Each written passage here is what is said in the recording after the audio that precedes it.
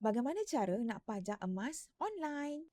Jom saya tunjukkan caranya dan save video ini untuk rujukan akan datang. Mula-mula, login ke apps Public Gold, klik Gap dan klik Arohno. Dan terus masukkan berapa gram emas yang kita nak pajak. Contohnya, saya nak pajak 2 gram, saya just key in 2 gram.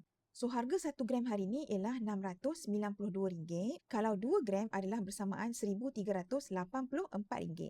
Kita boleh buat pinjaman maksimum 70% daripada nilai 2 gram tu tadi, bersamaan dengan RM969. Kos upah pajak yang kita kena bayar kepada KDI Arohno adalah sangat murah, iaitu 1% setiap bulan. So, bersamaan dengan RM14 setiap bulan. Jika kita pajak selama 6 bulan, RM14 tu kena kali dengan 6 bulan, iaitu bersamaan RM84. Jadi, selepas 6 bulan, saya nak tebus 2 gram yang saya pajak ni, saya kena bayar kos pinjaman saya iaitu RM969 campur dengan jumlah kos upah pajak iaitu RM84 bersamaan dengan RM1,053. Lepas kita tebus, gram emas tu akan masuk balik ke akaun Gap kita dalam masa 2 ke 5 hari bekerja. Mudah kan? So, lebih baik anda pajak emas berbanding jual untuk dapatkan duit memfungsikan emas. Follow saya rapat-rapat untuk simpan emas dengan tenang.